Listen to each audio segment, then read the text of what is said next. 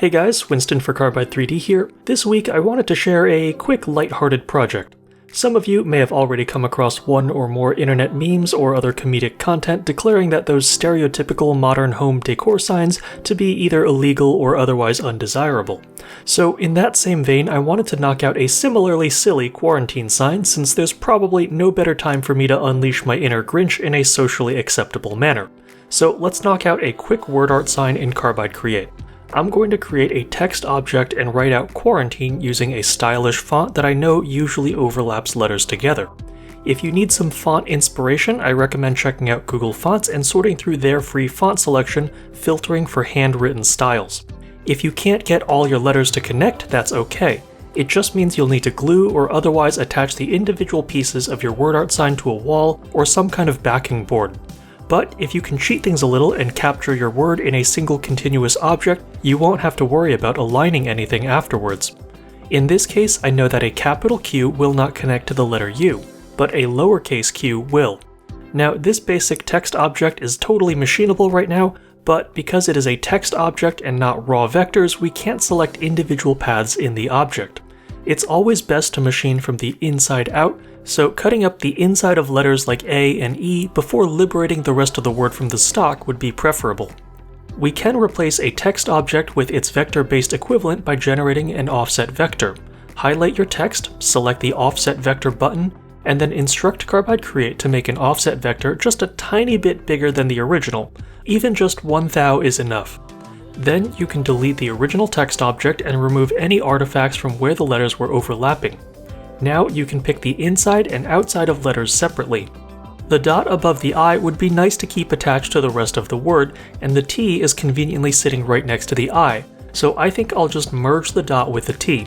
I'll drag the dot until it's touching the rest of the word vector, select them both, and apply a Boolean union operation to join them together. Now we're ready to start making toolpaths. In case you didn't realize earlier, the vector I'm cutting out is actually quite tiny. I'm trying to conserve materials at home to avoid having to go out to buy lumber. But the principles here totally carry over to making larger signs. I'm going to create a contour operation inside the letters with holes. I'll select the 112 16th inch flat end mill from the hardwood library, keeping the default speeds and feeds. The term hardwood is actually quite vague, as it could describe anything from exotic woods like ebony or purple heart to middle-of-the-road maple you might get from the home center. The numbers we provide are fairly conservative, so for the spalted oak I'll be machining, I could probably program things to go a little faster, but I'll just handle that with the feed rate override function in Carbide Motion at the CNC as judgment allows. I'll make sure that this toolpath goes all the way through my stock and that I'm cutting on the inside of the vectors selected. Next, I'll apply the exact same parameters but to the outside of my word vector. Since I'm planning on using plenty of double-sided tape to hold my material down, I don't need to worry about using tabs. But if you're machining something larger, you may want to consider them. Long, flimsy parts of your model may start vibrating or pulling off the table if they're not adequately held down. You should choose the placement of your tabs to be near the extremities and avoid tight corners in your geometry so you can easily cut the tabs off and sand your profile smooth. And that's about it for toolpathing. 1 text object, some basic vector manipulation, and 2 toolpaths is all we need to start machining.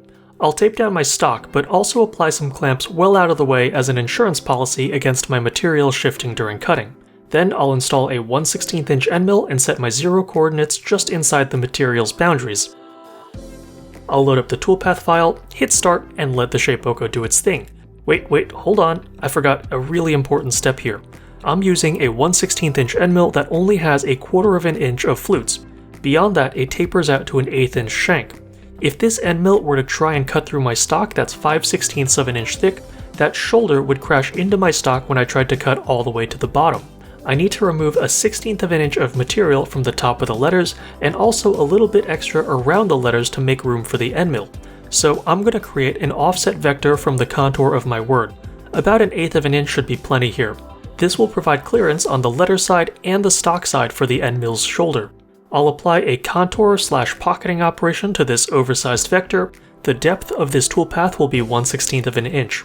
In my mind, even though it'll take an extra minute or two to do this with a 16th inch end mill instead of something bigger like an 1/8 inch end mill, not having to do a tool change is really convenient.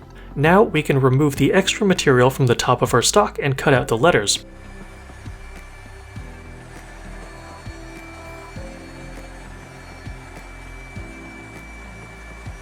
On the last step down, I cut slightly into my double-sided tape. This pulled up some globs of adhesive and stuck sawdust to the walls of my letters, requiring a little bit of manual cleanup to remove. If you use a down-cutting end mill, this would come out much cleaner. In this case, I simply didn't have a down-cutting end mill small enough to do the job. But if you're making a larger sign, this shouldn't be a problem. Once you clean up the profile of your sign and optionally apply a finish, you'll have what is arguably the classiest way to tell people to stay the heck away from you. Hope you're all staying busy, but most importantly safe during these times. Good luck and have fun machining, folks.